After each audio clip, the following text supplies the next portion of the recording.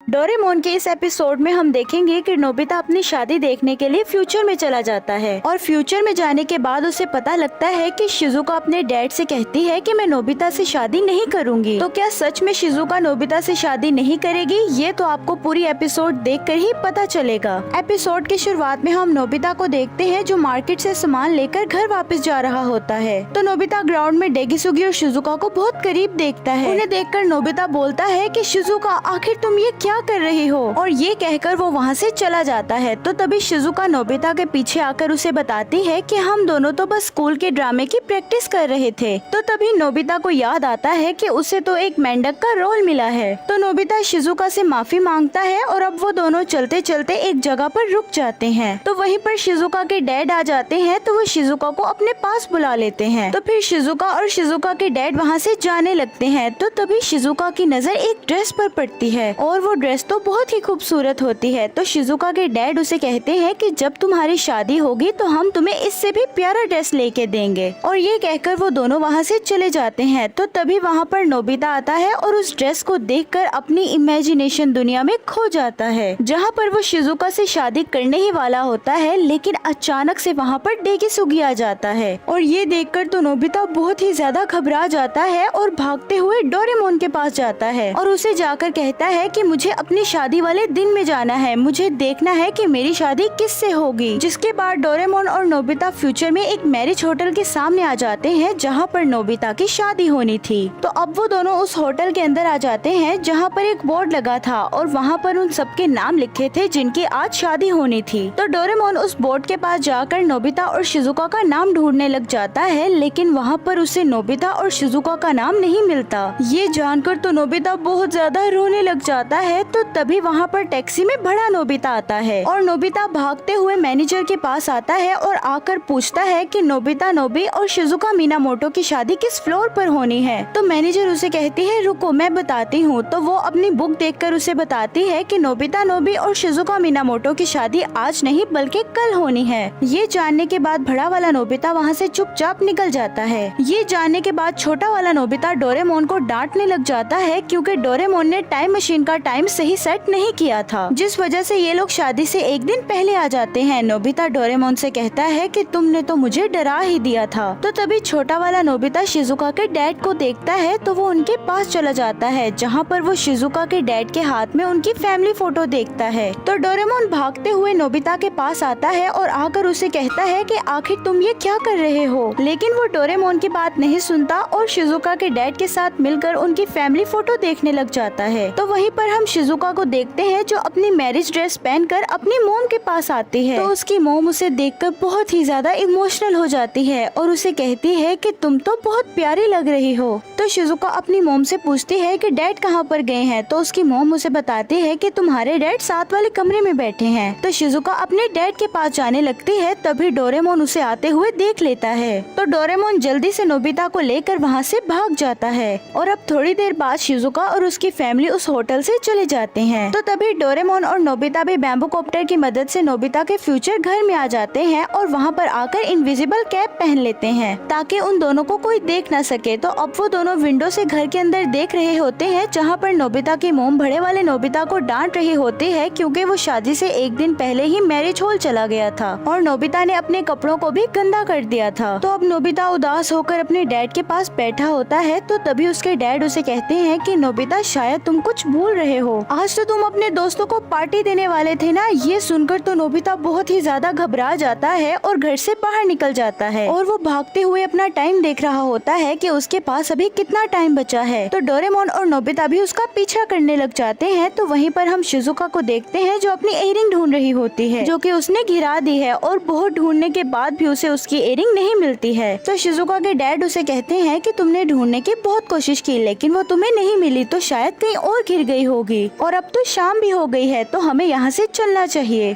तो तो तभी वहाँ पर नोबिता आ जाता है और वो उन्हें देख लेता है और आकर शिजुका से पूछता है कि तुम यहाँ पर क्या कर रही हो। तो शिजुका बताती है कि मेरी इयररिंग यहाँ पर खो गई है और शिजुका के डैड उसे बताते हैं कि इसने ढूंढने की बहुत कोशिश की लेकिन ये इसे नहीं मिली। तो तभी नोबिता अपना टाइम देखता है और शिजुका से कहता है कि मुझे माफ करना, मुझे कहीं जाना होगा, मुझे बहुत जल्दी है। और वो फिर ये कहकर वहाँ से भागने लग जाता है। तो तभी वहाँ से शिजुका और उसके डैड भी चले जाते हैं। अब अगले सीन में हम नोबिता, डेगेसुगी, जियान और सुनियो को देखते हैं जहाँ पर नोबिता उन सबको पार्टी दे रहा होता है। वो सब लोग साथ मिलकर मजे कर रहे होते हैं। तो तभी जियान उन्हें कहता है कि मैं तुम सबके लिए एक गाना गाना चाहता हूँ और खासकर नोबिता के लिए। वहाँ पर छोटा वाला नोबिता और डोरेमोन भी ये सब देख रहे होते हैं और जैसे ही उन दोनों को पता लगता है कि जियान गाना गाने वाला है तो वो दोनों वहाँ से भाग जाते हैं। तो डोरेमोन नोबिता से कहता है कि अब हमें घर जाना चाहिए, लेकिन नोबिता डोरेमोन से कहता है कि एक बार हम शिजुका को देख लेते हैं। और अब वो दोनों शिजुका के घर चले जाते हैं और वहाँ पर वो किचन में जाकर देखते हैं जहाँ पर शिजुका अपनी मॉम की हेल्प कर रही होती है और फिर वो अपनी मॉम को गुड नाइट कहकर अपने डैड के पास जाने लगती है। शिजुका बहुत ही ज्यादा उदास लग रही होती है और अपने डैड को गुड नाइट कहकर वहाँ से जाने लगती है। तो नोबिता डोरेमोन से कहता है कि शिजुका तो बहुत उदास लग रही थी, शायद वो अपने डैड से कुछ कहना चाहती थी। ये बात सुनकर डोरेमोन अपनी पॉकेट से गैजेट निकालता है और ये वो गैजेट है जिससे कि लोग अपनी मन की बात बोल सकते हैं और इस गैजेट का यूज डोरेमोन शिजुका पर करता है। तो शिजुका भागते हुए अपने डैड के पास आती है और आकर कहती है कि मैं नोबिता से शादी नहीं करूंगी। ये सुनकर तो नोबिता को बहुत ही बड़ा झटका लगता है। तो डोरेमोन नोबिता का मुंह बंद करके वहाँ से उसे ले जाता है। तो शिजुका के डैड उसे कहते हैं कि आखिर तुम ये क्या कह रही हो, कल तो तुम दोनों की शादी है। तो शिजुका बताती है कि जब होटल में वो ड्रेस पहनकर मैं आपके सामने आई थी तो आप मुझे खुश नहीं लग रहे थे। मेरे जाने के बाद आप बहुत ज्यादा दुखी हो जाएंगे और मैंने आपके लिए कुछ भी नहीं किया है। मैं आपके साथ ही रहना चाहती हूँ, मैं ये घर छोड़कर नहीं जाऊंगी, इसीलिए मैं नोबिता से शादी नहीं करूंगी। ये बात सुनकर शिजुका के डैड उसे कहते हैं कि जिस दिन तुम इस दुनिया में आई थी वो दिन मेरे लिए बहुत खूबसूरत दिन था। मैं और तुम्हारी मॉम बहुत ही ज्यादा खुश नसीब है कि तुम हमारी जिंदगी में आई। तुम्हारे जाने के बाद तो उदास मैं हो जाऊंगा, लेकिन जो हमने तुम्हारे साथ यादें बनाई हैं वो मेरे लिए काफी हैं। तुम्हारे बचपन से बड़े होने तक लेकर सारी यादें हमारे पास हैं। तुमने हमें बहुत ज्यादा खुशी दी है, इतनी खुशी कि शायद ही कोई हमें इतनी खुशी दे पाता। और तुमने नोबिता को चुनकर बहुत ही अच्छा किया क्योंकि नोबिता एक बहुत अच्छा इंसान है। भले ही वो लापरवाह है और कोई भी काम ठीक से नहीं करता है, लेकिन वो हर काम करने की कोशिश करता है और उसके अंदर सबसे बड़ी खासियत है वो है दूसरों की मदद करना। नोबिता जिन्हें जानता भी नहीं है वो उनकी भी मदद करता है।